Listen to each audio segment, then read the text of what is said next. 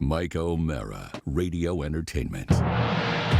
You can listen to The Mike O'Mara Show at MikeO'MaraShow.com. Well, what have we here? It's a podcast. Fine. And what excitement we have today. It's The Mike O'Mara Show with Mike O'Mara and Robb Spiewak. And now, here's Robb. Hello. The Thursday edition of the Mike O'Mara Show, and it's your old buddy Robb. Mike is not here, and I think you're going to be okay with it for one day, because sitting in with me is one of my favorites, good guy, Adam Ferrara. Hi, Adam. How's it going?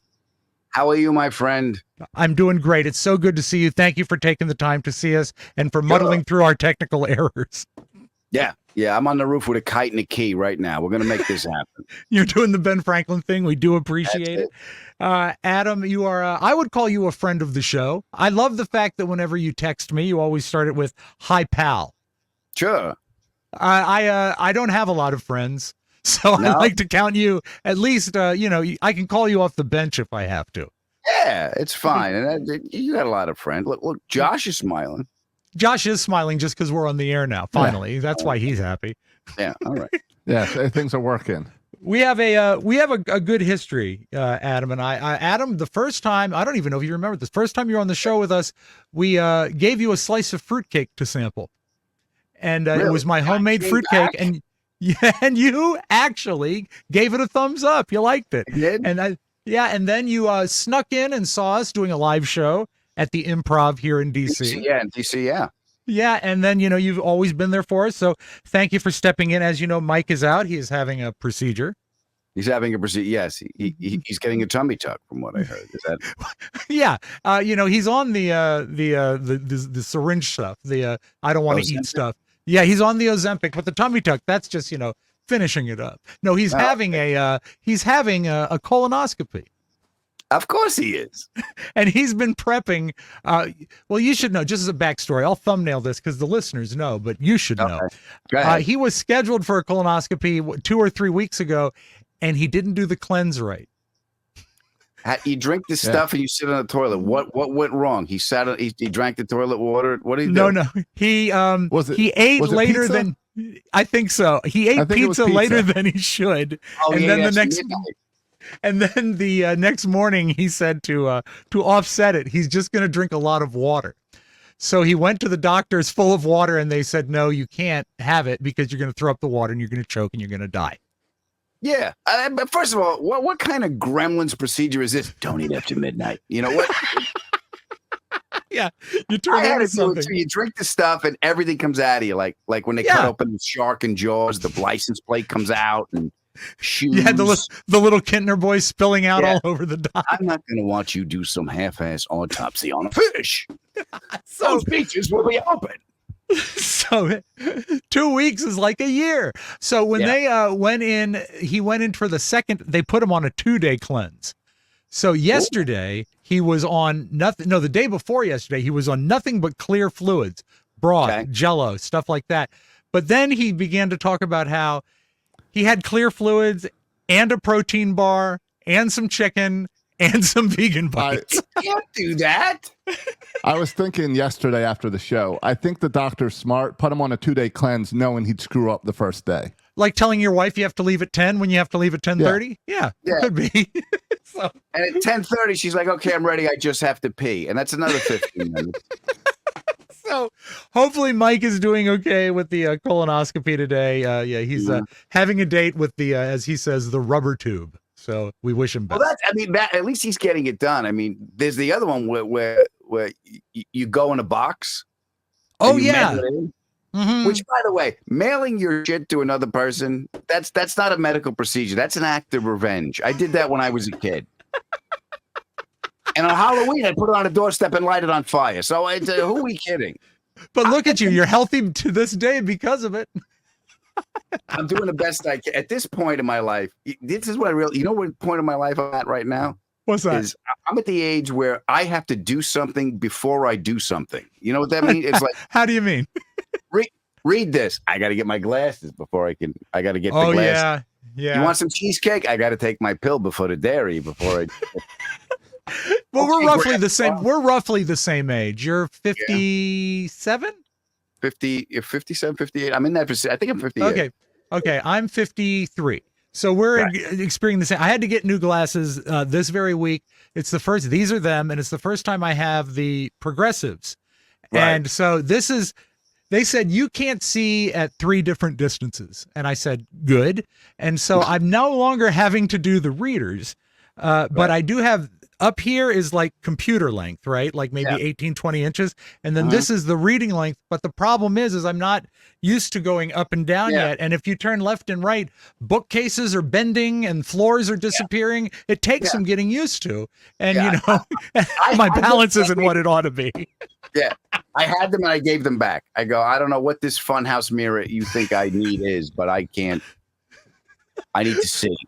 So are you rocking 2 pairs now? Are you doing readers? No, and this is actually the 2 of them. So I have the reading thing is down here, and then this is like computer length. Then I just take them off. So we're tied. It's good. We're both aging at the same rate. We're both crumpling. So Adam, you are on tour right now. Just to throw this out there, folks, you can get all the details at adamferrara.com or at Adam Ferrara on all the socials. September 6th and 7th, you're going to be at Soul Joel's at Sunnybrook. That's Pottstown, Pennsylvania. September 14th, Bonkers Comedy Club. Love Bonkers at Island Resort and Casino. That's Harris, Michigan. And September 20th, 21st, and 22nd, Naples, Florida at Off the Hook. And then also you're headed to Arizona. Arkansas. Arkansas. I'm sorry. Is it bad that I confused them? They're not even close. You know, but, You're right. Well, Josh lives in Florida and he had to Google Naples. So. Yeah, it's all right. It's a big state. And Mike's eating during a colonoscopy. So the show is just, I'm glad you tuned in now. God knows if it's coming back tomorrow. I wish you could have heard the talk because he said, I'm following it exactly except for some chicken. And then came in the protein bar. And then later he threw in the protein bites the vegan bites. And then he said, I said, you're hiding all of your truths. He said, I was going to reveal it. Like an episode of Murder, She Wrote. What did the doctor say? He's not going to tell the doctor. We'll find out when he comes back on Monday. So he's at the hospital right now. I texted him good luck. He said he got there early. I said, do what I always do. Go and check out the chapel. Make sure it's good. Yeah, okay. I always see the hospital chapel. I'm wondering, I don't know. Is that really what? I don't know. Do prayers in church? Do prayers in hospitals count if you go to like a location? I don't know. Look, walk's as good as a hit. Do whatever you got to do to get on base. You know what I'm saying? I understand. So, Adam, I love having you here. You're a pleasure. I got a couple of questions for you just about comedy. Yeah. I love talking to comics. Do you call yourself? And this is one thing. Do you call yourself a comic or a comedian? Depends on what job I'm at. If I'm at a comedy club, I'm a comic. If I'm on set, I'm an actor. Give me the check. Okay, very good, very good. One thing I wanted to ask you is that you are, in the old days, they would say, this guy's a triple threat. He can sing, dance, and act. Well, you're not much of a singer. Do you dance? No, okay. But no. You are a triple threat in that you act, you do stand-up, and also you're a reality host. So you are a dangerous fella out there when you're out getting the jobs. Of the 3, do you have a favorite? And I think I know what it's going to be. Okay, I'm interested to say, what do you think it is? I think it's stand-up, but only when it's going well.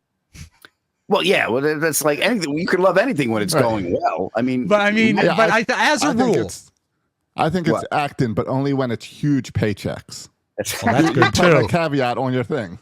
this is really cool. Is I've gotten to do all this stuff. So the nice thing about stand-up is, first of all, it's all you. You're the writer, director, performer. An immediate gratification. I say it when I stop talking. If they're laughing, now we're rolling in this whole kind of world together. Mm-hmm. The pain in the ass about stand-up is to travel. Stand-up I'll do for free. You're paying me to travel to come and see you. So right. That's one of the things I enjoy that, and I started there. What happened to me is I came out to do the Tonight Show when I was a kid, and I auditioned for a sitcom, and I got it.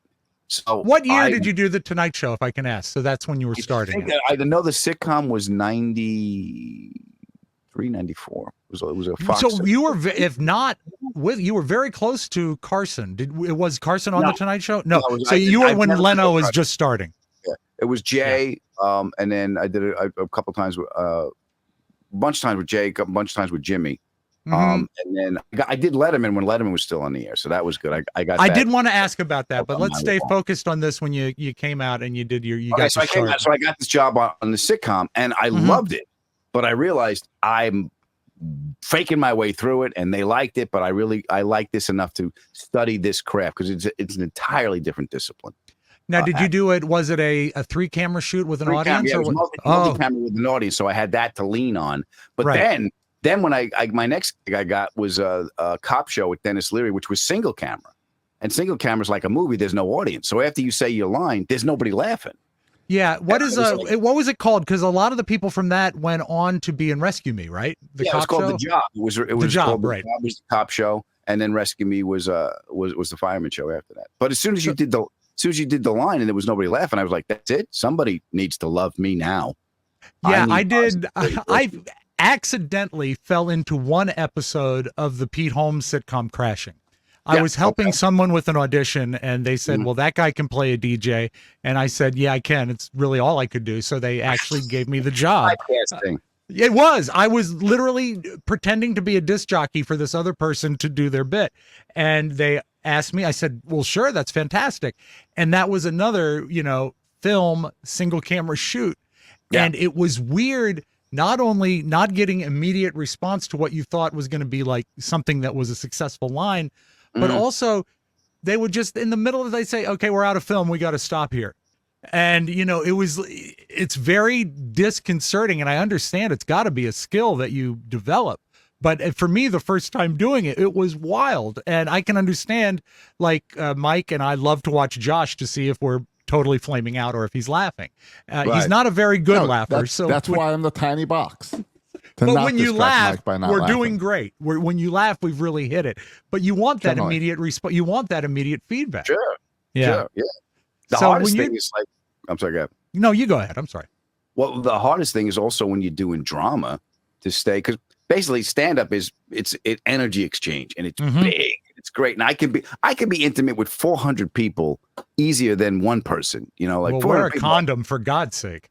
Oh yeah. I have no idea where they've been. It's just prudence. Yeah.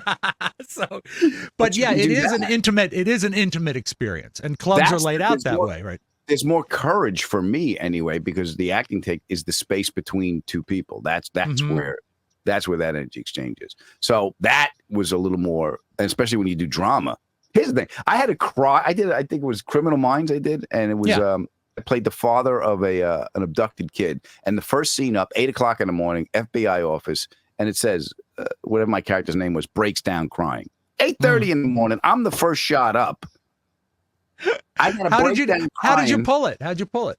I did it, but you look over. There's a Teamster eating his sandwich, going, "We're gonna go late today." I know we're gonna go late today. Well, that's enough to make me cry. Having the Teamster mad at me. And you're the guest star, so you're only gonna get 2 takes. So you're only gonna get 2 takes. That's all you're gonna get, and you got to hit it first. And you're gonna be up first because the regulars are like, "I'm not up yet. Shoot him." That's what's gonna happen. So did you study acting at all, or have you just sort of learned on the after I did the first sitcom, I immediately enrolled in a class because I like this. I realize I want to be better at it, and there's more here that I don't know. So that's what I did it. And when I started doing stand up, when I started doing comedy, I could do it. It was nice. It was a nice transition. When I had to go to drama, that was tough because what I was doing, what I learned in that crying scene is I can get to where I got to get to emotionally, to do that, to be authentic in those imaginary circumstances. It's coming back. That's the problem. Oh, yeah. I imagine. I didn't realize that. Putting myself back together was like, because I think once I open up that box, I think Chaz Palminteri's in my nervous system. Like, now you can't leave. Okay. Now you're going to do all the stuff you shoved down here. What do you say to the old trope that comedians can play drama, but dramatic actors can't play comedy? What have you seen in that experience? So far, I've seen evidence that that's true. I haven't seen any evidence that it's not. Okay. Yeah. Look, here's the thing about stand-up. For me, it's a calling. I think it's a call. You have to be called to do it because in order to do it right, you got to be consistent and you got to commit to it, and it's going to beat the shit out of you. So that's why it's a calling. Because more people, hey, I didn't know this. Nope. You're going to keep going back because you have to. So that's when did you know that was your calling? July 13th, 1988, it was a Wednesday night, East Side Comedy Club, Huntington, Long Island. I did it.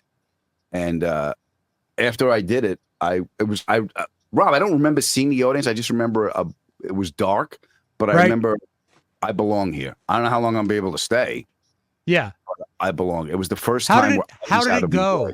I know that you did great. Do you remember what your big joke was at that time? No, here's what I did.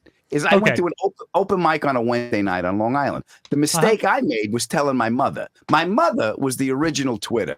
So I told my mother, she told everybody in the neighborhood, and everybody showed up. The whole neighborhood, my family. So it was like, I had to be funny or I wouldn't be able to leave the house anymore. We're here. All right, we're here. Do you remember one joke that killed from that first set? I remember I had written material, but when I walked up, my dopey cousin said something, and I just started talking to him and started making. And I ended up doing crowd work before I knew what I was doing, and the time was up, and I killed. I love that. You have clips all over social media. You're easy to find, and it's so much fun to watch you in little bite-sized pieces. But I know some comedians don't have me before a colonoscopy. Some comedians, they don't release their, I guess, what you would call chunks, their prep pieces. They release their crowd work because it doesn't spoil when someone comes to see them. Free content. Your crowd work is amazing. It's just I know it's my favorite part of watching a comic work. And I think if a comedian can do crowd work, they're 90% of the way there because they're just taking what's real and around them and turning it into something. Your crowd work, do you have sort of like a vein that you follow, or is it totally improv when you I saw a clip of you were in some environment that was too hot, and there was a lady in the audience that had a literal fan, like an old-fashioned Southern Belle fan, and you did like 2 minutes on it, and it was brilliant, but you couldn't have known that there was going to be a lady with a fan in your audience. So well, what is your process, if I can ask? I know it's nerdy, but I want to know. The improv handed out fans in the lobby. Yes, I hand out fans in the lobby. You look premenopausal. Take this and sit up front. You're flushed. Yeah. No, I started with improv because I was very fortunate when I started on Long Island. I got work early, and I didn't have the time. You know, I had this joke, I had that joke, but I didn't have time. So you had to do that. And when I started, it was a 3-person show: MC, feature act, and a headliner. And I would MC a lot because they would put the new guys there. And I realized that you had to warm the crowd up. So they're not going to listen to your material anyway. So you would work the crowd and then get that out of the way for the headliner and the other guys. So that's what I would do. So I did that, and then I would slip the jokes in. And then when I started, you would do 10, 15 up front. You do 5 in the middle. It's quite a bit for especially for throwing it to a beginner, you know. Yeah. So that's what they would give us. So I developed it there because I had to do it to do my job. And what I realized the first time I was on stage, Rob, was I'm not thinking. Wow. I knew right away where I go, this is where I belong, and I'm not thinking. Bang. It's like golf. It's easy to explain it to you. Lifetime to master. You know? So you were it's 1988 and you're improv, you don't think in the crowd work. You just do what it does. And I started an improv group, so it was like, what's the game? And you just play the game. Makes perfect sense. So it's 1988, and you're in Huntington, New York. A lot of comics talk about the class they came up with. So you're dealing basically in the suburbs of New York City, right? You're a train ride away from the city. Who is in your class? Tracks, as we like to say. So who is in your class of comics coming up? It was me, Kevin James, Gary Valentine, and Rock Rubin. Kevin and I used to share an apartment, and we also did improv a lot because none of us had the time to do a full college show. Okay. So I would do stand-up, he would do stand-up, and then we would play improv games for 20 minutes or a half hour because we knew how to do it. And Valentine is his brother, right? Is Gary's brother? Is Kevin's brother, and he played a cousin on the show. And Rock Rubin became the executive producer of King of Queens. So those are the guys I started with. Cool. And then you're in touch. Obviously you're still working with Kevin because I know you show up in his projects. We have sort of a commonality there. When I produced the Don and Mike show 1,000 years ago, they pressured Leah Remini to get a walk-on King of Queens. And so Right. we flew out there, and it was perfect for me because I had exactly nothing to do but full access to all of Sony Studios, Sure. which is where the Three Stooges filmed because I'm Uh-huh. that much of a nerd. So it was really cool to watch a sitcom and have that going on. But I remember he was excessively cool, very nice guy. So Yeah. you know, He's a so regular that's good. dude. But he won't return my calls. Your calls he returns. Well, what did you do, Rob? I don't want to get into it now. Show me on the doll where Kevin touched you. That's That's the it. problem. When you are doing the New York stuff, Yeah. and then you head to do clubs and stuff in LA, and you still are bi-coastal. You're in LA today, right? Yeah, I'm in Yeah. my little studio, cleverly disguised as a garage. I love it. I love it. And I love that you have Abbey Road, the actual Abbey Road steps behind That's you. the exterior of Abbey Road. It says Abbey love Road it. in that light, but that's So, what I'm so a big cool. Beatles nerd.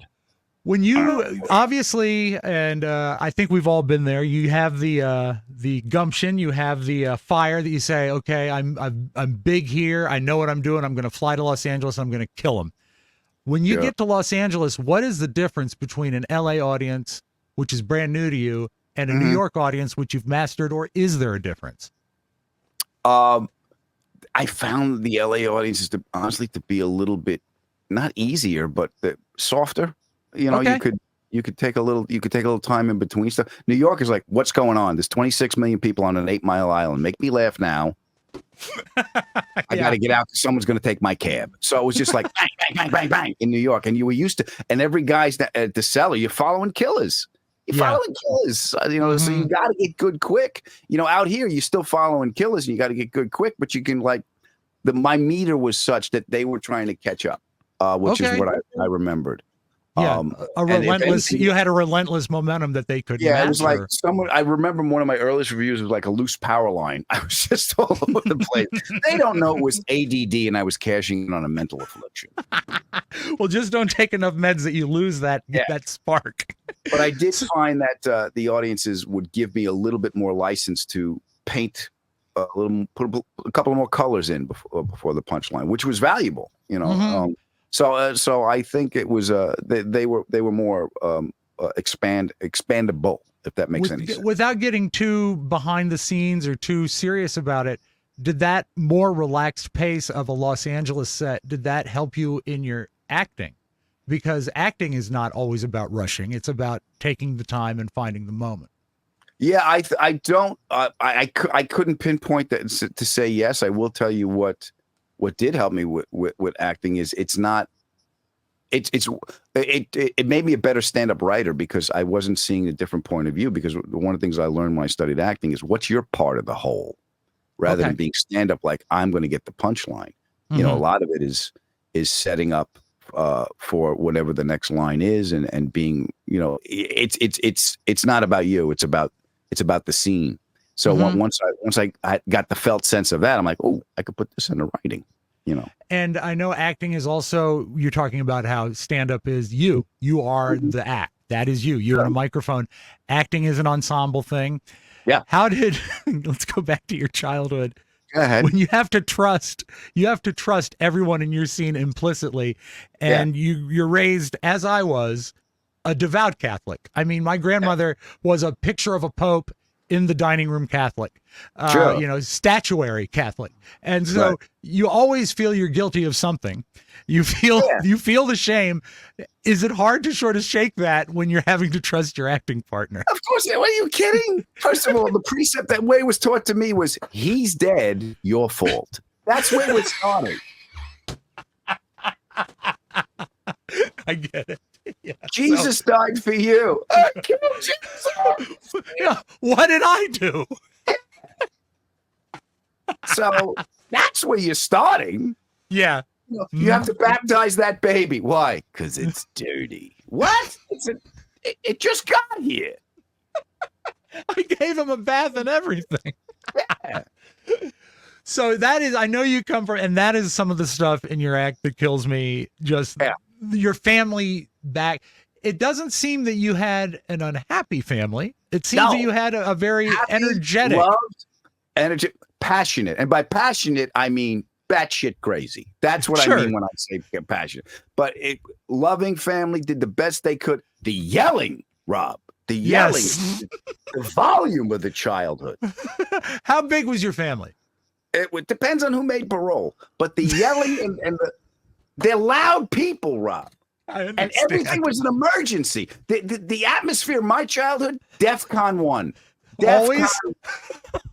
The mental reaction, the emotional reaction, the internet is out. That's the same emotional reaction as the baby is trapped under the car. Everything. Everything was an But emergency. I love that you use that because, in some places, volume is love. Passion is that passionate is love. And I'm glad that because you go ahead. I'm sorry. The biggest thing I had to learn is volume is love and passion is yelling and worry is not responsibility. Here's the thing. The worrying about the money and everything is, well, I got to worry. Why? Because I'm the man of the house.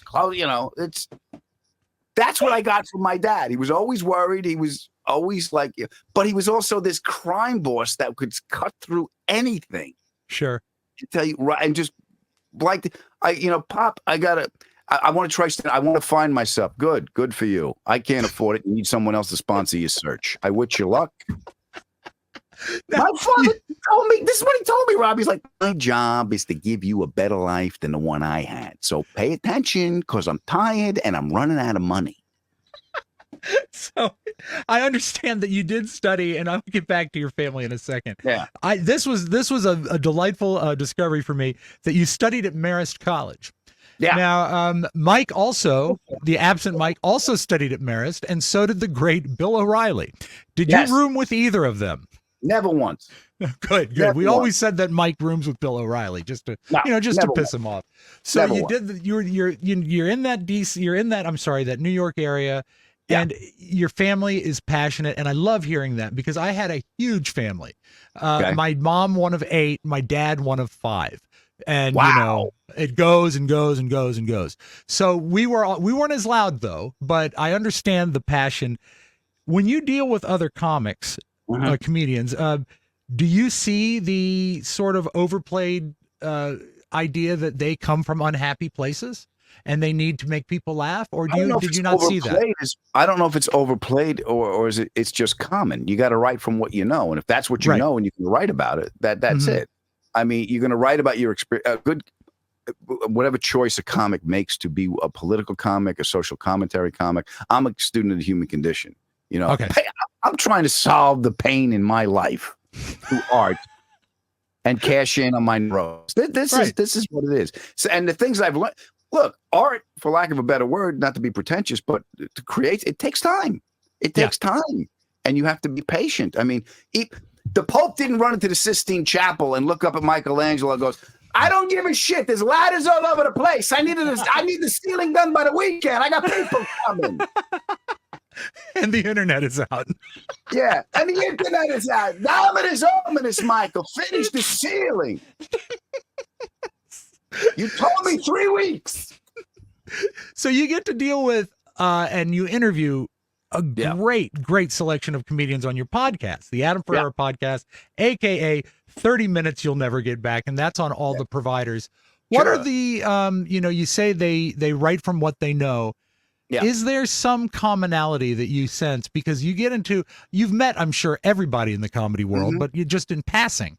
But when you sit down and you spend 35, 40 minutes with someone and you're talking, do you see any common strains through the comedians that are successful? Authenticity. Whatever's authentic to that comic. If you're a good comic, that's what you're going to write about. We were talking before. I don't know if we could heard it because we had a mic issue. We were talking before. I had my friend Jamie Kennedy on the show. I'd done a pilot with Jamie, and one of my favorite bits he has when he was dating Jennifer Love Hewitt. Yes, she was very pretty. That was his reality. And so pretty. And he was talking about a headline where it says Jennifer Love Hewitt scrapes the bottom of the barrel, and Jamie's like, really, I'm the bottom of the barrel. I think there's a couple under me, and it was just, God, is that funny? That is, and something that only really he could write about or perform. Yeah. So so authenticity. Who do you think working today? And I'll put you on the spot. I know you're not a name dropper, but just an opinion. Who do you think are some of the most authentic comics that are working today? Wow. Roy Wood Jr. I think is Okay. I've spoken to Roy a couple of times. Just love the stuff he does. He makes me laugh. Ronnie Chang is really funny. I've seen makes him. me Yes. laugh. You get the guys that and the women that just Erica Rhodes. I just had Erica Rhodes on. She's going to be on America's Got Talent. And she's fearless. She's adorably dark. Her dad was in a wheelchair. He had MS, and she was just, she would say they had an MS walk. I'm like, So, still insensitive. And that just comes to my mind because I just had them on the show. Yeah. So, and those are the people I see. But those anyone that's authentic and really talking about their life and can use the art form to connect to your life. That's the best stuff. That's the gestalt when you can do that. I love that. That is so cool to hear that from you, and the authenticity being the crux of it. And just because, as you said, it is art and they have to craft it. And I think where better to go than something that is not only, something well, but even something that hurts you in a certain way. The Kennedy joke is a hurtful thing. The MS walk is a hurtful thing. But if you can share it, it's not unlike Mike talks about this show, and I happen to agree. This show is great therapy. Sure. Whether it's, Mike eating his protein bar or me, just totally having the worst experience at an amusement park, we all have our levels. But when you come in and you have an hour to just bitch about it, you get it out there and it makes you feel better. Are you generally a happy person because you have that outlet? I think I used to be. What changed? What changed? The mortgage. I understand. I like to think I am. I'm better at it now in my life, Rob, where I'm looking at like, okay, this is what is. I don't have to. It's not my fault. It's here. Right. There was a lot. Go back to Catholic with the blame, and you talk about the eyeglasses. I actually did this, Rob. I was in a CVS before my wife told me to get grown-up glasses and stop going to CVS, because then you're at the mercy of whatever they got. Right. And I forget what I was doing, but someone took a picture. I'm wearing cat eye glasses because I needed to read something, and that's with a big sticker that says 2X. With the sticker that says 150, and this was what I did. Because I went from 125 to 150. I'm looking on the little turnstile thing. Yeah, I put the 150 on. I go, that's better. And I just went up. I went up a quarter. And in my head, I went like this. Look at what you've done. You let your eyesight go to shit. Okay. What's next? You can let yourself be deaf? Like I had some control. Exactly. Mm-hmm. Everything is my fault. Yeah, but it's not your fault. And again, since we are in the same age tell region, me. Tell the Catholic Church. They're the ones. It's your fault. That's all you're putting in the dish. Did you put the water on your forehead? Yeah. I'm so sorry. What? I don't know. But when you do that, we're at this age now where, this is where we're at. I'm no longer going to host The Price is Right. 30 years ago, I wanted to host The Price is Right. It's not going to happen. But doing this, sitting here is what we do, and this is great. And I think that might be one of the secrets to happiness is embracing that. And I do find you to be a very happy guy, a cheerful guy. Yeah, you try to do the best you can. Thank you. Inside, I'm crumbling. It's dark. What do you want to talk it out? What's the problem inside? Let's start with this. Somebody wake up Josh. How do you do this? How do you sleep is my question to you. Do you sleep well? I don't. No, me neither. I don't. Yeah. When you lay down, does your mind go into third gear? I mean, that's what happens to me. I lay down, and then I actually have a bit in my act, the anxiety derby. All the thoughts race. And then I'll get 3 hours, and then I wake up, and that's when the haunted house is open for business. Just and now it's sleeping like I'm always sleeping like it's Sunday night. My homework's not done, and the school bus is honking outside, and I'm still in bed. That's what. That's just. Yeah, I don't set an alarm in the morning. I leap from the bed gasping for air. That's how I start the day. It is. If I have a real important morning, I don't need to set an alarm, but if I have a real important morning, I just take my Lasix at night. And then I know I'm up on the quarter hour. Then I never miss a thing. Never miss a thing. Do you have now here's weird. here is something weird. When I do sleep, Yeah. I'm not getting school nightmares anymore. Like Good. going in and being unprepared for a test, or God forbid going to school on naked day and it's the wrong day.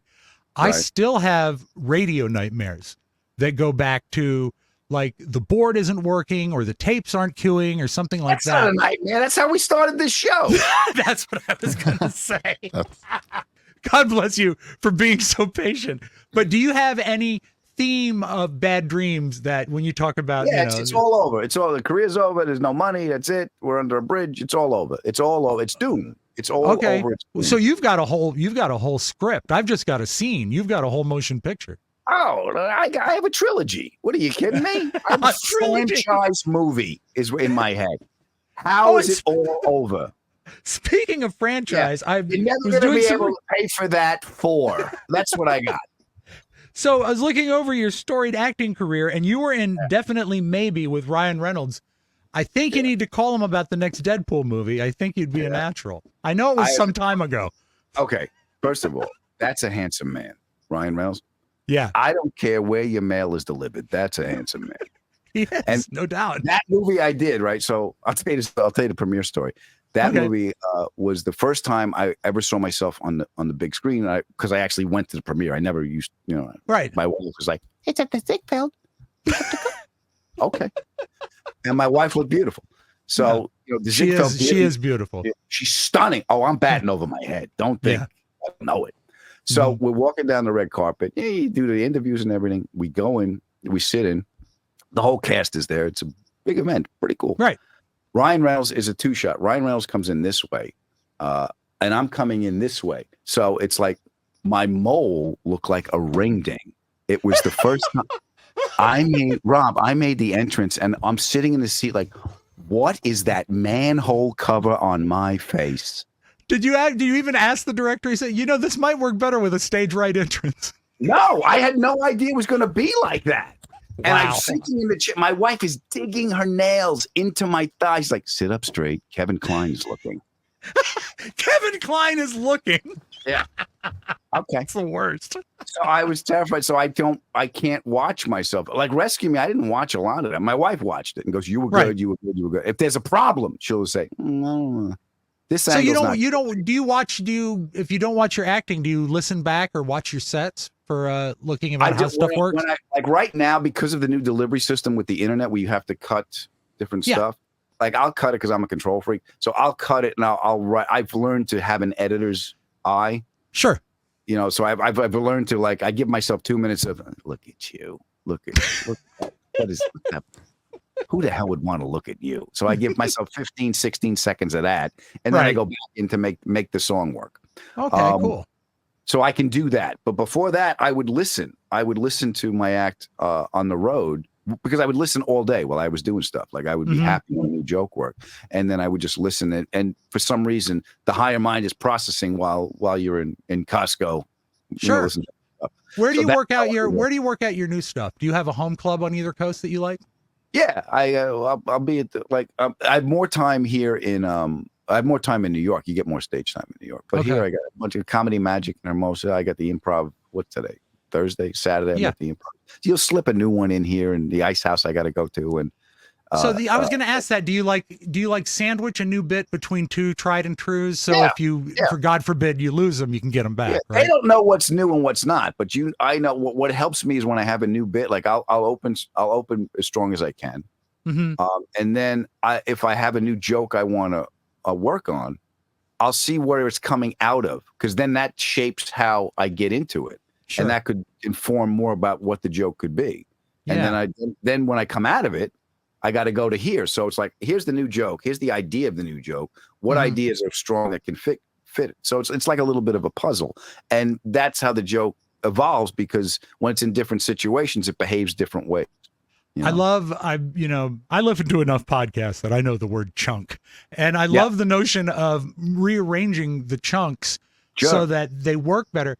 This is perhaps a naive question, but the stacking of the chunks, if something goes in the wrong place, is it powerful enough to kill it, or is it just enough to diminish it that if it's in the right place, it's going to kill? Does that make any sense? yeah, if it's in the wrong place, you don't know what it is yet, because you don't know what it is yet. If it's in, like if I had something in the wrong place, it depends on where I wanted to go and what I have to get in, and a lot of it is the constraints you're doing. Like if I'm doing a special, I got time to stretch out. Right. You don't really do late night sets anymore. Like I do them. They're 4 minutes, and it's basically once you figure out that formula, you get a laugh in the first 10 seconds. You put your best joke second to last because when you say goodnight, the band kicks in. So why are you going to waste an applause break? So I would put my applause break second to last, and I'm building towards that applause break. So then everything else is shaped to get me to there. So I know fascinating. it's going to the be architecture of it. It's like, and I need the first 10 seconds because the producers are going to say, give me the first 10 seconds. Okay. And then everything else is going to lead to that for me anyway, because I don't want to jump around with topics. And then you get a free tagline to say goodnight because the band kicks in. Now, I don't want to be too nerdy. It sounds like a game of Tetris, trying to block and drop everything in at the right spot. What it is. Yeah. Actually, I thought it sounded like setting up a lineup in a bowling team. Yeah. Because we talked to Mike, but Mike's a bowler and he's always at the second slot. And I said, well, that's where you put your worst bowler. So it's right field, Mike. Yeah. Enjoy. Try to stay right awake. Field in Little League. Not to be too nerdy, but you mentioned doing a late night set, and you actually did a set on Letterman with Letterman. And I, like so many people, miss Dave. I watched, I think, every episode after his bypass and many before. Can you just quickly walk through?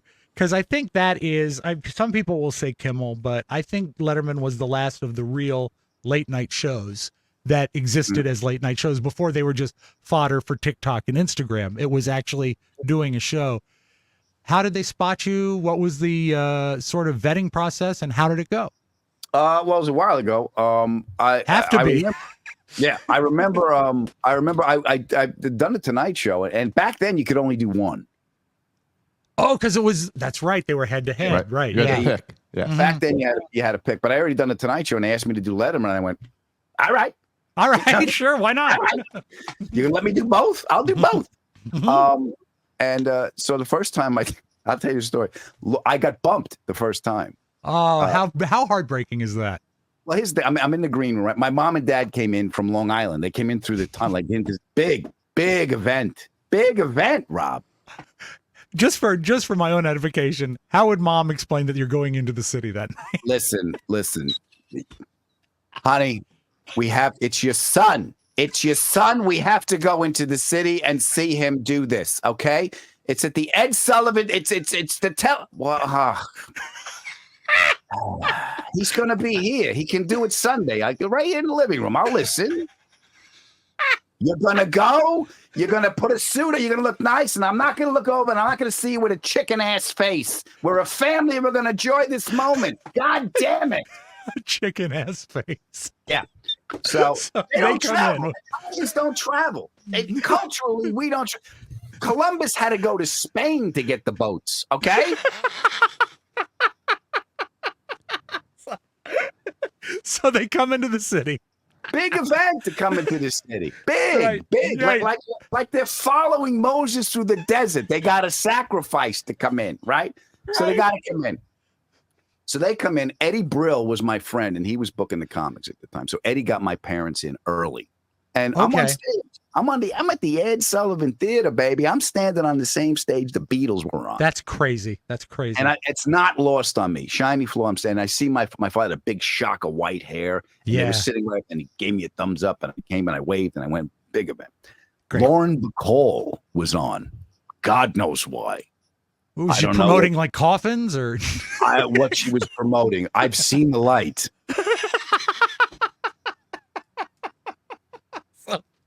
Bacall. Yeah. Okay. Good. Big star. So big star, right? Big Hollywood royalty. Yeah. Rambling. My manager at the time is tapping his foot. He knows I don't.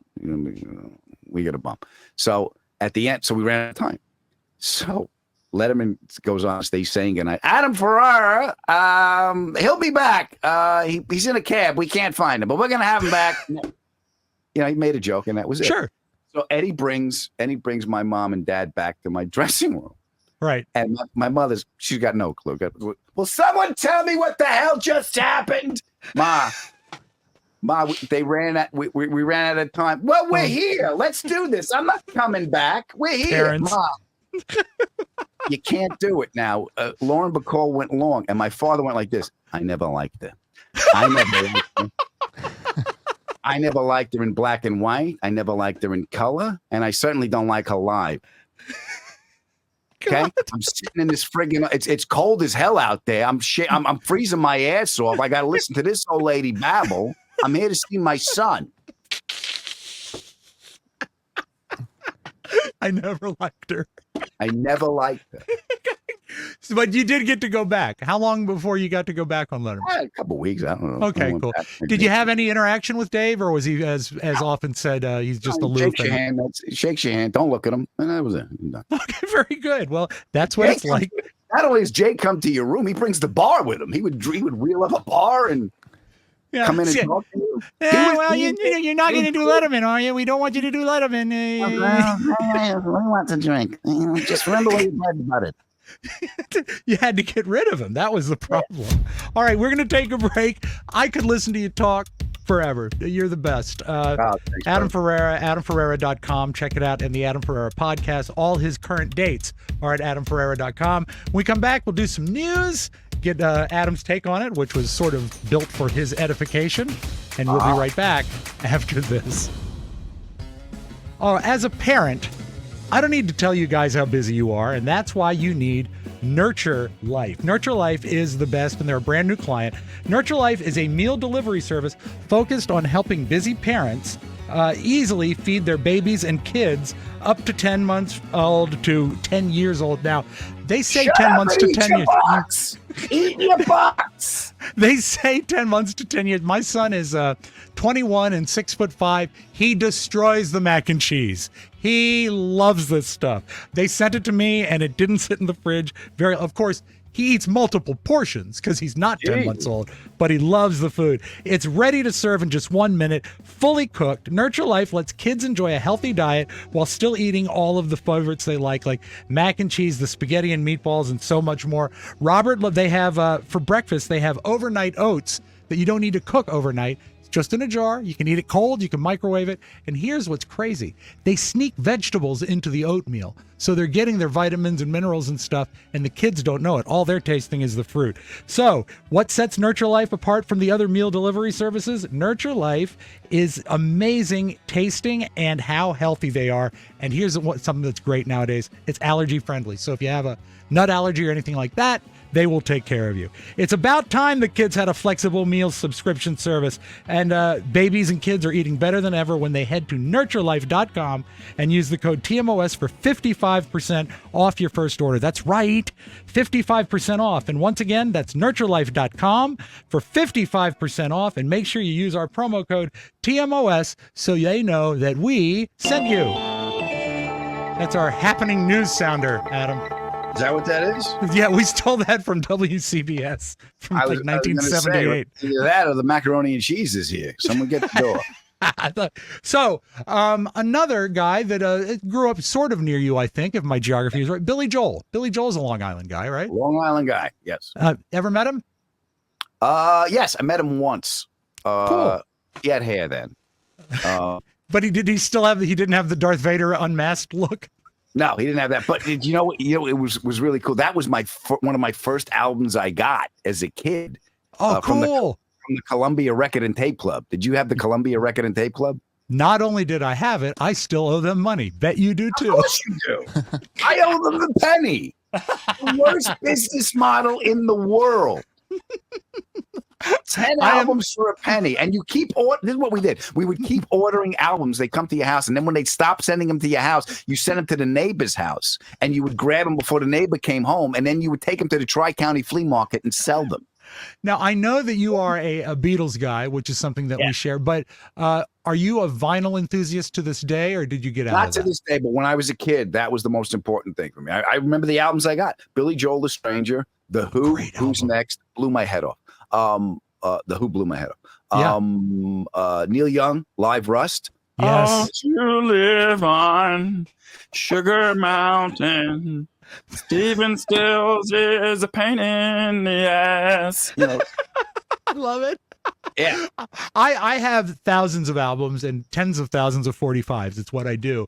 But I've been researching them, and the Columbia Records pressings of albums, if you research them by serial number, Right. are worthless because they are so flimsy that they use actually less vinyl. So you take it, the cover looks the same, but you take it and you shake it. There's nothing to it. So stay away from them. Anyway, It was like those acetates they would put in magazines when you open it up and you could play Mad 45. Magazine, big mover of the paper record. So Billy Joel finally addressed a rumor that's been around for a while. Piano Man is not about a gay bar. I never thought it was. Apparently, this is something on the internet that the line is, Paul is a real estate novelist who never had time for a wife. Aha. And he's talking with Davey, who's still in the Navy. Aha. And probably will be for life. So they're saying that they're going to hook up because it's a Navy guy and a guy who never got married. Billy Joel says it's funny. He can see people reading into it, but it's not true. The Piano Man worked at a straight bar. So that's good. No, we know that. He was his name was Billy Maxwell then because he owed money to an old he was trying to get out of an old contract. Uh-huh.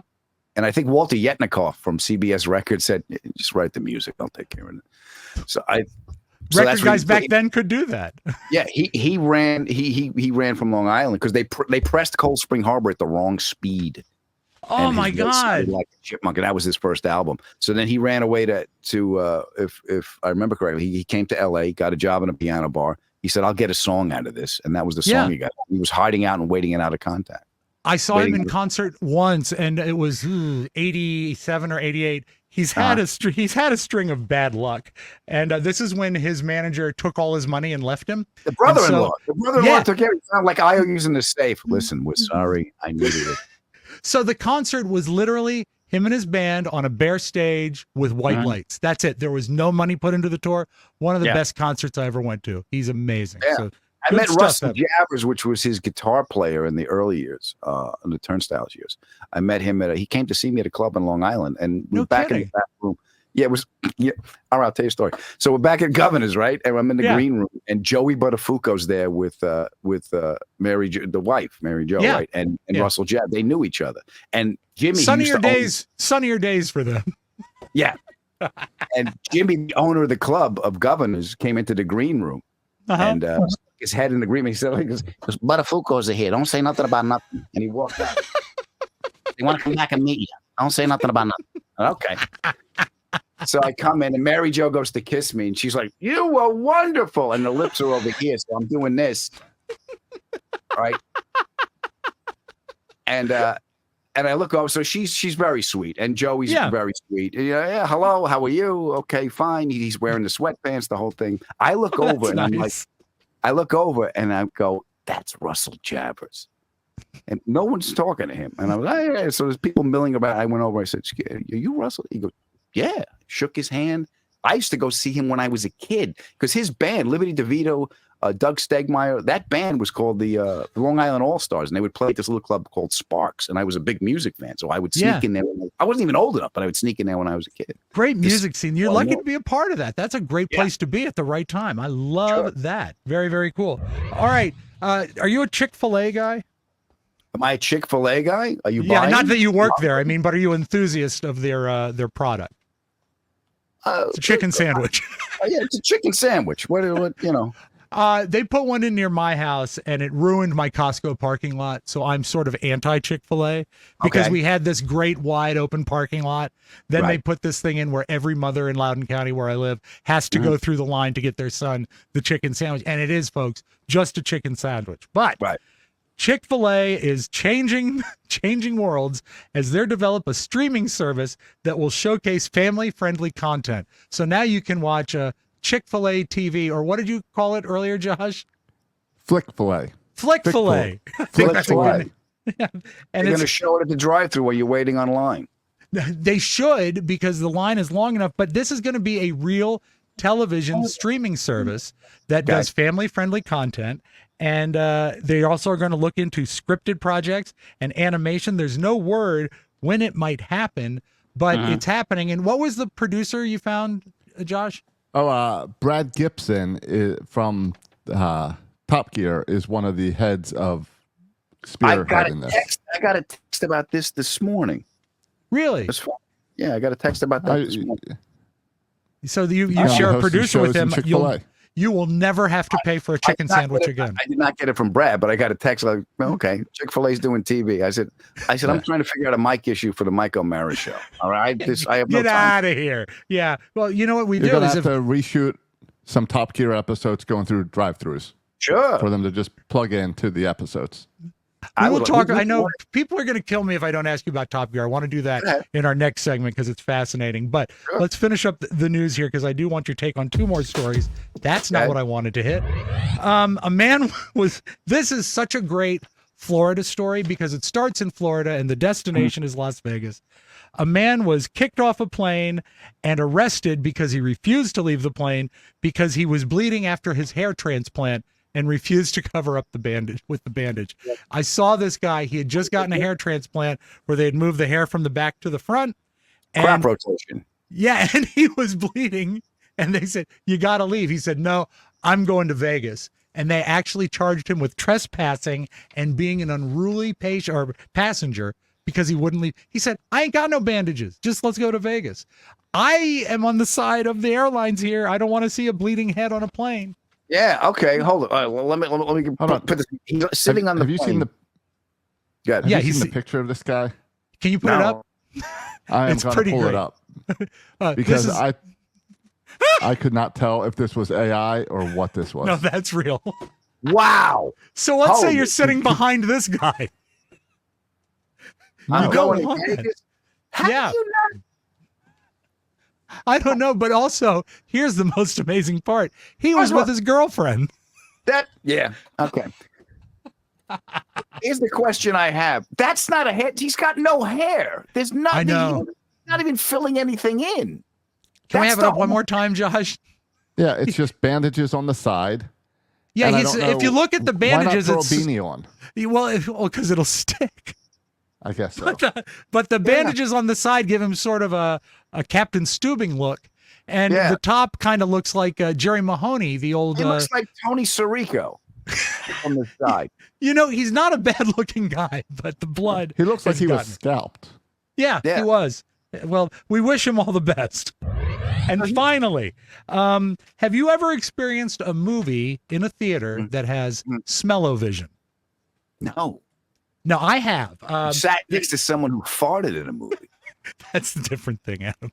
All right. If you go on the ride at Disney World called Soarin', they actually pipe in scents while you're doing this immersive 4D movie. Like if you, there's pine scent when you're flying over a forest, orange But that's scent. a ride. Yeah, but it is like a Okay. movie screen. So I kind of make it count. But it never really succeeded. I know John Waters did a scratch and sniff card that he could, distribute as you went into the theater. That was not a success. However, there is a new company called Movie Scent that releases real-time scents based on events, environments within movies, TV shows, and sporting events that you actually install at your house. So you have smell-o-vision at your house. Some of their current scents include ocean, fresh cut grass, restaurant, don't know about that, forest, and storm. And then if you want to clear it, there's a fresh air scent as well. They're right now they will start to ship if you buy it at $179.99, and in the weeks ahead they have new scents coming out like fire, jungle, zombie, and 40 other scents. My recommendation is if you buy it, do not watch The Golden Girls or Love Island. I would just stay away from them. Yeah, and don't watch Monday Night Football. And I smell jockstrap. Yeah, that's probably one of the 40. But then one of their scents is sports. So I guess that would have to be a What do you think it smell like? It smells so nice. I smell Frank Gifford. We're going to take a break, and when we come back, I'll talk to Adam about Top Gear right after this. And Josh could play too. Oh, I have to sound the alarm. This is exciting. Everybody, listen to this. Hey, you guys! We got a new thing coming up on the show, Adam, and I think you will like this. Whenever you hear that sound, you know we're talking about the TMOS Shout Society. It's a brand new TMOS feature that lets your message take center stage. So whether it's a birthday, an anniversary, or any exciting milestone, this is your chance to broadcast your message to the entire Omeraverse. Give a shout out to your favorite person, request a special plug for your podcast. Rob can say something, Josh can say something, and also you can have your favorite impressionist. That's Mike O'Mara. Although my favorite impressionist might be Adam Ferrara doing Neil Young now. I think it's a close second. I loved it. But anyway, you can get us to say anything you want and to spread your message. And right now, all shouts are 25% off. Get all the Shout Society information at MikeO'MaraShow.com. Talk to us and let's have some fun. It debuts next week. We actually have one in, so we're looking forward to it. And yeah. Use us like a toilet. Now, Adam, I mentioned that you were an actor. You did stand-up reality. I guess Top Gear USA is considered a reality show because you're dealing with real things. And people love it. Even non-car people are just, it's so fascinating and at times ridiculous, the stuff you did. Many times. Yeah. So... I will just start with a very wide open question. What's the favorite thing you ever got to do? And I won't say be made to do. I'll say your favorite thing you got to do on Top Gear. You can't come down to one. I can give you a list of a few off the top of my head. First of all, I got to be with those guys. I got to go on journeys with Rut and Tanner. And you love them. They're good guys. They're as good as they appear on TV, I suppose. Yeah, it's the one thing that feedback we got from the show is you guys seem like you genuinely love each other, and we do. I'll deny I said it, but we do. Yeah. But I got to do 188 in a Ferrari F12 Berlinetta. Gorgeous. That's the fastest I've ever gone. Now that was through the streets of New York. No, that was on a causeway in Utah. Here's the thing. So they put me in an F12, right? And around 140 miles an hour, a car starts getting light. You can feel it coming up. Yeah. So talking to the camera, and at around 188, my ass sensed a speed wobble. For those of you who don't know what a speed wobble is, like, hey, what's that? Dead. That's what a speed wobble. Okay. So I'm doing 188. My ass senses speed wobble. I lift off the gas, and it's a 211 mile an hour car, top end speed on that particular Berlinetta. So as soon as I took my foot off the gas at 188, the car just said, "Take him away. He bores me." So I got to do that. I mean, I got to drive cars, Rob, that cost more than the house I grew up in. They flew me to Germany. They put me on the Autobahn. They put me in a left lane in the brand new Lamborghini Hurricane, and they said, "Go." Wow. And it was really that open-ended? I imagine they'd install cameras in the car. They'd have cameras on the car, and they just want you to go as fast as you can. Oh screaming. My God. Yeah. So I did that. I got to do How did they find you to host that? I had done another Rescue Me. I'll tell you a story. Rescue Me. We're on the tour bus. We're doing a Rescue Me comedy tour. It's me, Dennis Leary, Lenny Clark, Kenny Rogerson, and we're all on the show. And Dennis pulled me and Lenny aside, and he said, "Listen, what do you think about making this the last season of Rescue Me?" And Lenny and I looked at each other and said, "No." You don't accept that. I go, "No, I don't accept. We don't have Ice Age money. Think of us, you skinny Irish son of a bitch." So he said, "Okay, we'll do like, I think we did like 18 episodes. We cut it in half, and those will be the last 2 seasons." So showbiz, I need a job.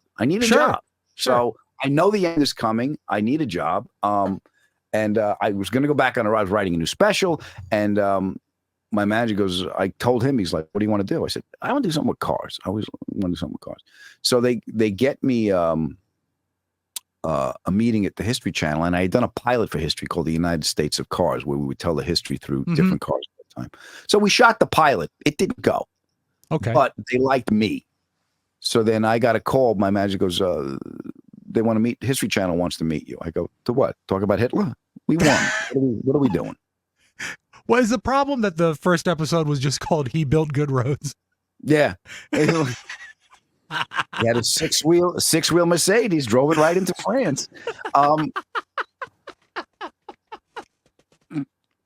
So I meet the producers of I meet the people at History, and they said, "Are you familiar with the show Top Gear?" And I said, "Yeah, I love it," because I would watch this. It wasn't this big thing yet. It was like I would watch it on the internet. You would see clips on the internet, Sure, and it was like and you'd see where else am I going to see a Koenigsegg? I don't know. Okay, there it is. That's a there Koenigsegg. it is. Right, no clue. So I would see all this stuff, and I was really enjoying the clips. So they said, we have the rights to do the American version of Top Gear. I said, don't screw it up. It's a great show. Don't screw it up.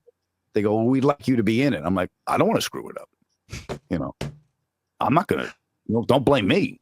He's like, I said, so honestly, I know you joke around sometimes, but you had enough reverence for the show that you were nervous about being a part of it because you didn't want to be. Yes. Anytime you do something that is it's like when Comic-Con goes corporate. It's like exactly this culty thing that was our thing, and I know when Italian says it's our thing, it means a different thing, but I'm not saying it. Okay. What I'm saying, this is my thing, and then you could see it it's like my podcast. When podcast first came out, I found my favorite podcast. There were no commercials in it. I go, this is going to be, it's no longer my thing. Now everybody knows about it. You can get our podcast commercial free.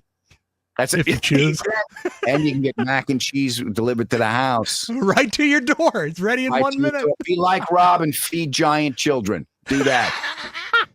By the way, I should say Nurture Life did not make him 6'5". These were independent of each other. Okay. Point of clarification. So I said, I'm not interested in doing a knockoff. I don't want to read for the part of Jeremy. I don't want to do. Okay. He goes, no, we have the rights. We want. It's being done by the same producers that produce Top Gear. So I knew when they told me that, I knew they're not going to do anything that diminishes the brand, and I'm in the family that's doing it. So how do I not at least meet the people that put on a show that I love? I said, okay, fine. Sure. So I'll go meet the people. And this wasn't like any other. Audition I've ever had. You didn't go to a studio. You didn't go to a producer's office. You didn't go in. It was like go to the church parking lot, look for the Mitsubishi Evo, and no cops. It was like a ransom drop. So I drove over. You're in. I drove over to the Valley in L.A. in Burbank. There was an Evo, a bunch of English guys and cameras set up in a church parking lot. Walked in, met the other two guys, and we just started messing around in the car. That's so cool. Someone in the chat wants us to ask you about the time you bent the frame of a Cadillac like a banana. Yeah. Okay. So that was the first. That was the first road trip episode we did. The first episode we did, I did 180 in a Lamborghini, in a Superleggera. We had Lamborghinis. You are so lucky not to have the gig. You're lucky to be alive. Oh yeah. They almost killed us twice. God. Each of us. They almost killed us. In fact, I had Richard Hammond on my podcast because he almost died twice and I almost died twice. And I could actually talk to him about the experience where time just stopped. God, that's he had wild. the same experience where I was. Oh. Time just kind of stopped.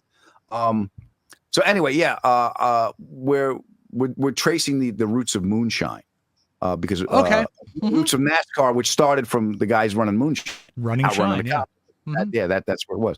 So we all had to pick cars. So I picked the 76 Coupe de Ville because, listen to me, what else should I be doing? You're so right. You're not going to hear this voice and go, no, a Subaru Impreza. Bring me the Subaru. Bring me the Forest. I want to give it to my sister. She needs people to take the girls to the softball. I think you chose well, Adam. Yeah. So I choose this big 76 Caddy, right? Okay. Huge. And we have to go through this, moonshiners would outrun the cops by going through the woods. So we had to go through the woods, and we found this little motocross track. So I was looking at the motocross track, and what happened was, this was our second episode, so we didn't know each other. So they put us in a Suburban. They're driving us to the track, and Tanner's a race car driver. He's like, all right, I got to hit this. He's doing those calculations, and I'm like, where are we going? I thought we were going somewhere. I want you to see the turns. I'll see it when I get there. What do I. Okay, because I didn't know anything. Right. Basically, my strategy was this. He goes, what's your strategy? Because you had to talk it to the camera. I go, I'm going to stand on the gas and hold on. And that's what I did. Great words from a man who's done 2 episodes. My second episode. I'm driving this battleship. And I'm on Spalding tires. There's no ground clearance. Just standing on this thing. right? And there's no safety harness. You know Right. what? The race car driver comes over, Tanner. The guy I met 2 weeks ago comes over, takes the headrest up, pulls my shoulder harness seatbelt, puts it under the headrest, gives me an $8 motocross helmet, and says, "You'll be fine. Go ahead, go." Wow. That was the whole thing. Wow. So I knew when I came around the turn, I was getting air right away. I'm like, oh, that might have been a little too fast, but I'm committed now. I can't lift. Mhm. I came around the corner and there was water. I had to go through the water, and I knew Sure. I had to stand on it because this is a 5,000-pound car. Yeah. If I get stuck in that water, I'm not getting out. So Mhm. I just stood on it to get through the water. I came around. I almost rolled it. I almost rolled it off a hill that I had to go over. So I Wow. came back down and I came around the corner and I had to go over this hill and I just stood on it again. And I went up this little ramp, Rob, and I kept going up. And you said that's not supposed to happen. And it got real quiet Right. for a long time. Oh no. And we were shooting in the woods in North Carolina, and everything stops. I'm not hearing anything. All I hear is wind rushing, and way off in the distance, I hear, yeah. Boom. This Yes. thing hits the banana, the whole front clip that came Oh down. my God. I got it level, and I've seen the footage after. I got it level, but then the motor Starts to is over sink. Yeah. on edge, so the motor starts to sink, so it's coming down like this. And I didn't know this. Tanner actually told me this, and he told me this when he was jumping, because Tanner jumped the Hot Wheels truck 300 feet at the Indianapolis 500 years ago. Okay. And he told me about the math when you're in the air. If you're in the air and you tap the brakes, it brings the nose down because it stops. Okay. Yeah. Some kind of wacky math. So I don't know what the hell happened. So anyway, the front end clip, boom, and it just bananaed the whole. I couldn't get out. I couldn't open the door because it pinched. The door jamb pinched. The door pinched into the jamb because of the impact. So So you I had- didn't win. Yeah. No, I I'm won. sorry. Oh, you did win. Okay, I good. won. But I you couldn't won. get out of the car. But all the moonshine bottles were broken. So Well, No. you know what? Next time, episode 3, you'll do better. We're going to take a break, come back with the great Adam Ferrara. This is so cool. I have a question for you about, again, I hope I'm not getting too nerdy about the world of comedy. I just find it so fascinating. And it's a pleasure to have you here. Check out AdamFerrara.com and the Adam Ferrara podcast on all the podcast outlets and all the socials at Adam Ferrara. So do that, folks. Now, my laundry detergent, I wish you could smell me. I smell so good right now. It used to come in a big stupid jug and it smelled kind of meh. And I switched to Laundry Sauce. Now, Laundry Sauce is partnered with one of the top fragrance houses in the world and it smells amazing. Mine is sandalwood. My wife loves the smell of it. My son is going to steal it when he goes back to college, so I've got to watch him. They've taken away all the unnecessary ingredients, and it just smells awesome and clean, and your clothes come out looking brand new. Laundry Sauce makes scent boosters, dryer sheets, which are amazing, dryer balls, fabric softeners, and even candles. Plus, if you're not happy, send back your Laundry Sauce for a full refund.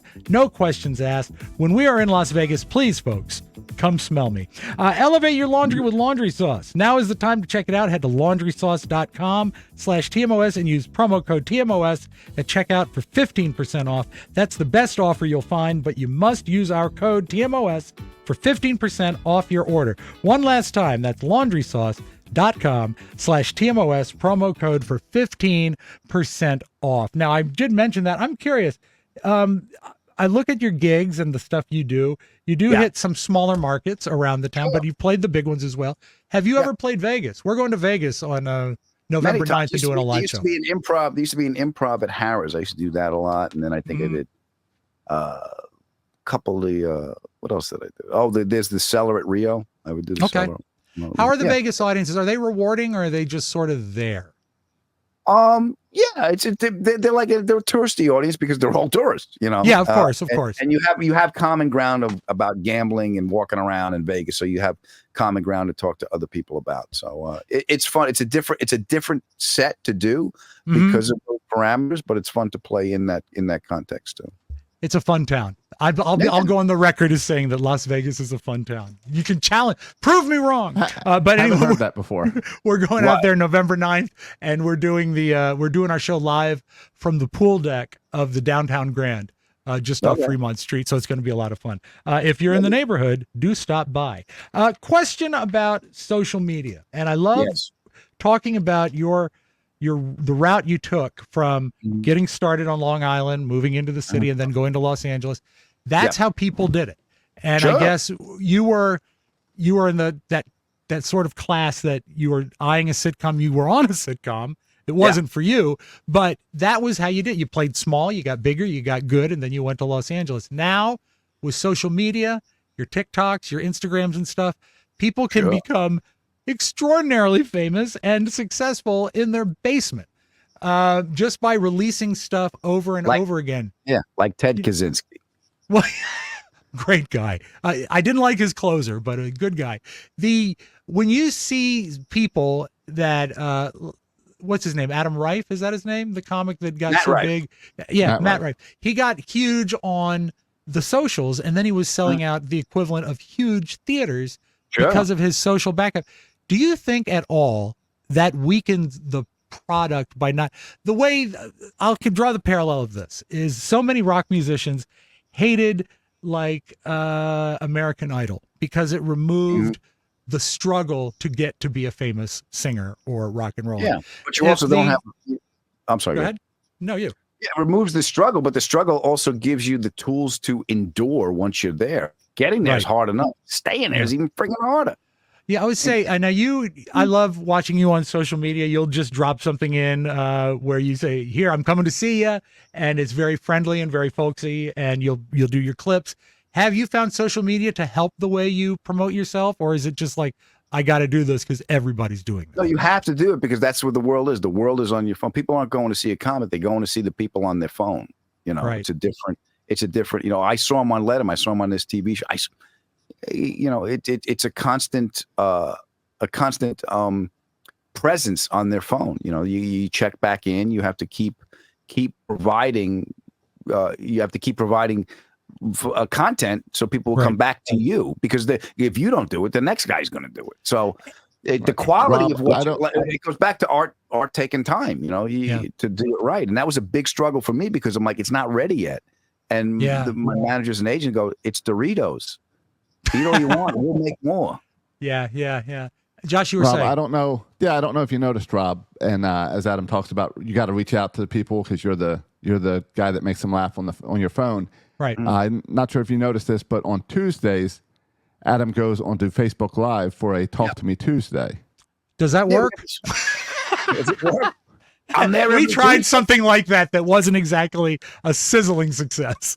I've been doing it for years, and there's so many people that come and go back and forth. It's every Tuesday. I'll just sit down because I started doing it because I would live tweet during Top Gear because that's when we would air.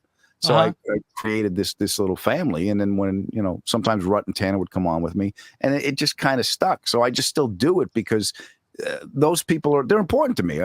Sure. I do it every week, and people come back and you hear about their lives. It's like your radio show. This Mike O'Mara is part of some people's lives. My podcast ends. I think I told you this last time I was here. I end with the same thing. I ripped it off from you guys. What's that? Clip at the end. The little clip at the end. Cool. Well, I appreciate that. That's very neat. Because I would listen to this. I lifted it from you guys, and then I put a little voice in it. The Siri voice, because the Siri voice introduces me and then makes a comment on the little clip at the end. But that's directly from you guys because I would listen to you all the time. I still do. That's awesome, Adam. That flatters me no end. You are. I want to hit it once again. The Adam Ferrara podcast. That's on all the carriers. Also on the socials at Adam Ferrara and AdamFerrara.com. He's coming to Pottstown, Pennsylvania, Harris, Michigan, Naples, Florida, and Arkansas. Was it Fayetteville, Arkansas? Fayetteville, Arkansas. I believe I'm there. My apologies, because it's a performing arts center, and it came in yesterday, and I just said, check the website; it'll be there. Yeah, I'm going to put it up on my website, but I believe it's going to be the 13th or the 12th of September, and I'll put it up on. check it out. He's a very, very funny man. And I'm not saying goodbye. I'm just telling you that the fact that you came and spent this time with us, we got another segment, but if I forget to say it at the end, such a classy guy and a fun guy, and I love having you on the show. So let's take a break. Of course, is the plural of fungus. So let's take a break. We come back. I got some videos, some beautiful video to show you. So we'll take that and come back. And this is the Mike O'Mara Show. We're back with a new bonus show tomorrow with Mike and his ass, and we will be back after this. Yeah, that's our new third chair. Unleash your best self with dermglowskin.com. It's never been easier. You just fill out a quick questionnaire, have a call with your medical provider, and get your prescription delivered right to your door. 1 injection a week, and you are on your way to losing 21 to 26% of your weight while improving your blood sugar, cholesterol, blood pressure, semaglutides and tirzepatide for weight loss. You got to see. You haven't seen Mike in a while. If you haven't, he is a shell of his former self. He looks amazing. Plus, they have NAD+, B12, Simorlian, and PT141 for that extra boost. So get ready to shine in Las Vegas, feel great, look amazing, be like Mike, and start your transformation today at dermglowskin.com. That's dermglowskin.com. I'm Robb Spiewak, and I approve this message. Hey, I like that. Some beautiful video. Jerry Todd. I love when people go wrong and then sort of, I won't say inadequate newscasters, but I'll say middle market newscasters get to carry the story. Okay. This is you travel a lot. You mentioned this. And when you get to your locations, I'm sure you check into a beautiful 5-star hotel every time, unless one's not available. Maybe you go to one of those motels that doesn't offer all the amenities like room service. And I'm always appreciative that when you get into one of those, there's always a pamphlet for a local pizza place where you can have a pie brought to your room. And I imagine you're probably pretty picky, being a New York guy. Pizza is a big deal in New York. It's the best pizza in the world. It's the water, Josh. It's the water that makes it great. So I was amazed when I found out a man is facing felony charges for pizza impersonation. Throughout the years, I've covered a lot of impersonators, fake doctors, fake lawyers, fake police officers, but this is a first for me. How about a fake pizza guy? And this was a big deal because, according to police, this has been going on for quite some time. Drama. I've heard of a fake police officer before. I have never heard of a fake pizza guy.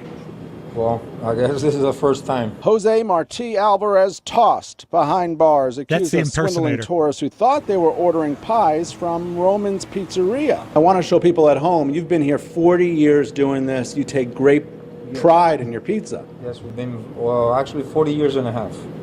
And this guy's going around and police saying he's making pizzas that... bad, uncooked. Sometimes they said in a box a piece of raw dough. So you order a pizza and he drops off a box with raw dough. Here's the thing that troubles me. Go ahead. That if you're gonna do it all the way and don't deliver the pizza. He's really half-assing it if he's just delivering a box with raw dough. How is this working though? It's got to be a misprint of the phone number. I think of Kramer when he was the movie phone guy. Oh, thank you for calling they printed movie the wrong phone number. No, he is distributing the pamphlets that have his number, and he's having the business, and I'm thinking he has to figure out a way to get pizza boxes. He has to make dough. This is not a good crime spree. This doesn't. No. So he's not an impersonator. He's just another pizza shop. Well, no, because he doesn't have a pizza shop. He's just making his stuff in the kitchen. Yeah, exactly. So watch out if you're in Miami Springs. Now, meanwhile, in a town called Hollister, I love this. They call it a restaurant mishap. I'll let the tape speak for itself. This is the cup. A cup a server gave a toddler at Fujiyama. It's a Japanese restaurant in Salinas. We talked to the manager, who said the whole thing was a mistake. Yes. The wine, they say, came from a container for cooking wine. Problem was, it was labeled as apple juice. She was swaying, she was falling over, she was leaning on the walls, she couldn't hold her head up. Right. She was slurring her words. They knew something was very wrong. Duh. So they tasted it. and knew that wasn't apple juice. They rushed her to the ER and found out their 2-year-old was drunk. In fact, they say she had a blood alcohol of 0.12, well above the legal limit to drive. They're hoping the restaurant learns from the mistake. Take proper precautions and how you a toddler shouldn't be driving anyway. So, I mean, that's not a big deal. But it was in the cooking wine. It was labeled apple juice. And also, just a quick note to the news service there. If you're going to use stock footage of a hospital, make sure it's not from Christmas, because they had pine trees and roping and decorations in there. It's just not the best look. But I know, Adam, you are barren. You have no children, right? No, this shouldn't continue. I disagree. I'm not going to inflict this on a child. Here's what I don't know. What I don't know. It's not apple juice. It's pink. You didn't see? It was pink. I don't know who's to blame here. The restaurant, I don't think they should return, but also the parents, maybe let's pay attention. And, the fact that it didn't come in a sippy cup, that's probably a thing too. That dad, he didn't speak up because he enjoyed the whole thing. Sure. Dad wishes he had a cup of cooking. As his wife was telling the story. Dad wanted cooking wine too. Dad loves cooking wine. So we share our love of the Beatles, which is so cool. I appreciate that. And let's say you're in what's the name of the? Give me a second to find the name of the town. It was in Long Island. And gosh, I have to find the name. Give me a second because I think you'll know what it is. Amagansett in New York? Amagansett, out on the island, right? Yeah. East. Okay. So that's where Paul McCartney vacations. And a couple of years ago, we had a story about him listening to a radio station, a local little radio station on Long Island, playing a Beatles record. And he called in and essentially they let him host the afternoon via phone. I mean, if I was at the board op level still and doing that, I would feel the gurgle, as I said yesterday with Mike. Yes. But this is perhaps even better. Let's say you're on Long Island and you go to a bar, just a pub, nothing fancy. They've got a 3-piece band playing, and they notice that Paul is in the audience, and they invite him up. Of course he's going to say no. Well, maybe not.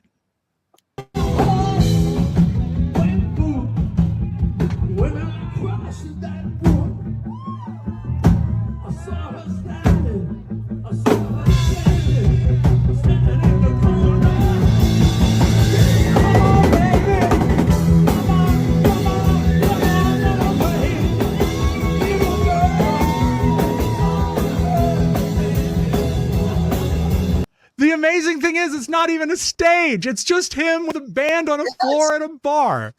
That's great. Isn't that amazing? I loved it. And God, the joy that guy can bring just by being there, man. I know. Wow. It was so cool. So, folks, if you see Paul McCartney, ask him to sing with you. That's what you got to do.